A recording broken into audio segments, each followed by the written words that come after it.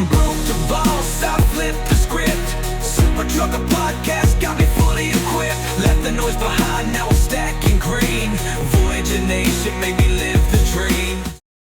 Trucking Safety Theater, the current climate, current emotions, current news cycles. What's up with that? So that's what we're going to actually dive into, because safety is preached and not practiced. So the bottom line is this.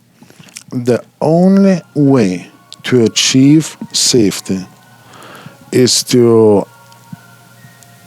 enact all the problems and challenges and regulations and rules and consequences to CDL as MC, as DOT. Like a business license. It is a business license. It's called commercial driver license for a reason. I would even say it should be separate license. It shouldn't be like, this is my CDL and now I can do anything except for plane and fucking train. I can, like, it should be, this is my car driver license, so now I can play trucker with a pickup truck. But if I ever want to fucking get into anything that has air brakes, I need a commercial driver license, and commercial driver license should come like any business license with insurance, consequences, regulations, and everything else. That is the only way we ever gonna move a needle, and that's the only way to even the playing field. Because even the same thing when all these fucking drivers playing fucking victims, right? Man, like, how the fuck are you a victim? Like, how many times, like, the driver was breaking hours of service rules, and the only thing we could have done was to call, to tell the driver to stop, to ask him to stop, to threaten him, to beg him. Yeah, it's kind of funny because, well, it's not funny, but I did some time at the FedEx, and those routes build equity. Talk about that all the time. And the only way they listen and had safety meetings and play the game is if it affects their financial. Because you can strip them of their load, of their route, just take it from them, and they lose the potential to sell it. So you're talking 200,000, 300,000, depending on the route. Yes. And that's the only, not because they're better, not because of anything other than the potential loss. So it's the same thing with carriers. Like, if there is some bullshit rule that nobody cares about and there is no real tangible enforcement for real fucking fines, I'm not gonna fucking lie, like, fuck it then. As a matter of fact, I think if that's the rule that nobody fucking cares about, it shouldn't be a fucking rule to begin with.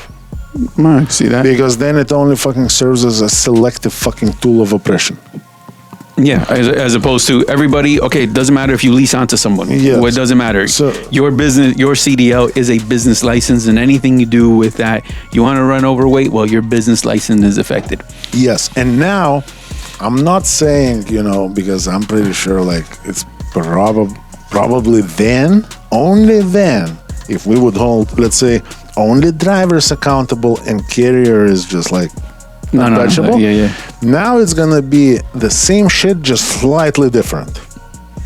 Because now the carriers are gonna be the ones like, yeah, you go illegally. No, but I think in that game where the driver, the commercial driver, and the commercial carrier, nobody is hauling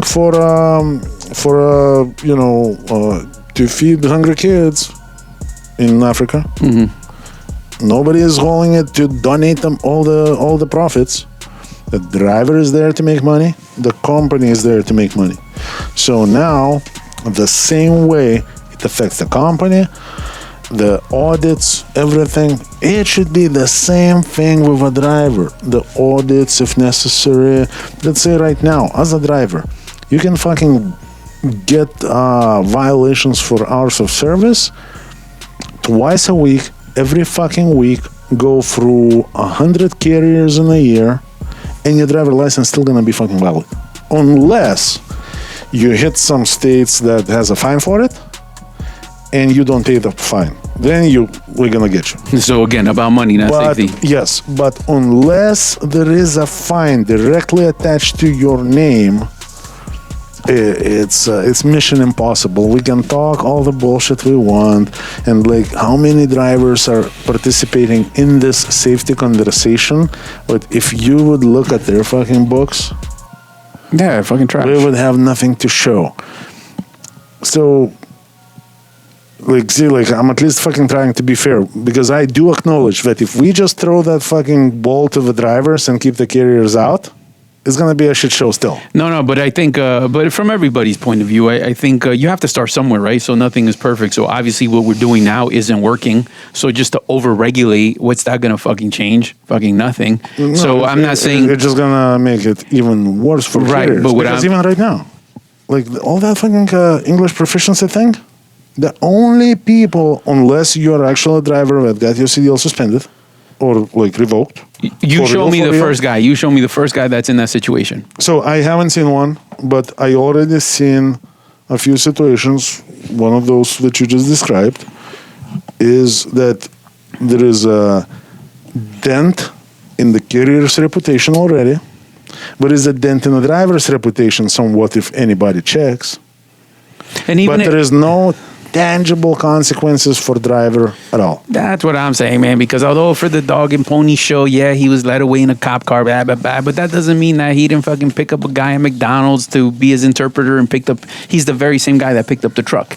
Very It's, likely. Very, very So likely. I'm just saying, unless there's a tangible, like you said, his business license, but there is a pattern, right? I mean, we have to be cautious of that. Like, I get it. Then it would just kind of be like the broker right now, right? The broker's DOT isn't affected if a guy disconnects and, you know, made his on-time delivery. And as a matter of fact, in those years in trucking that I said I never saw a carrier suggesting driver to break the rules, But I bet you saw a broker. I've seen plenty of brokers pushing that fucking line. Why? Because the only time there are real consequences if it's on the record and if some bad shit happens. But I'm willing to share. I'm willing to share some of that. Like, it's our responsibility now anyway. So what the fuck is gonna? What would be the difference if now there's a business license? Okay, let's be fair. It doesn't all go to them, but their premium on their business goes up for their insurance, and we keep as is. But No, eventually, and also there should be regulations. We should have like audits just like we do. yeah, go renew your license. Well, it comes with an audit. Bring your last 365 days worth of logbooks, Yeah, please. or maybe not a full audit, but like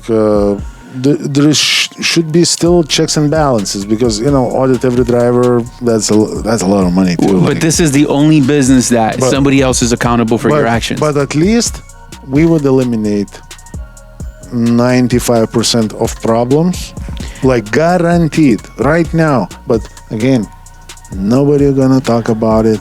Nobody fucking puts my fucking ugly face in the fucking Fox News. That's true. Nobody fucking does anything. Not even fucking OIDA or fucking Freight Waves, or nobody will ever fucking want to have that fucking opinion. Because it's not about that. So anyway, so here we go. Before we go into the tangent, this is one of those industries that others are actually, you know, other people are responsible for other people's actions. Like, how does that play out? And so how are you ever going to control that if you're never accountable for what you do? So By yeah, selective enforcement. here we go, man. Yeah. Then you fuck whoever you want. All right, guys, be safe, drive safe. Take care. Operators looking for the best business owner opportunity, look no further. I got all the programs that are going to make you successful. Everything to operating from 2 different fuel cards, top of the line trailers with a maintenance program that is unbeatable, to plates, insurance, you name it, we got it. All you got to do is give us a call, 863-342-5171. Learn more and get started.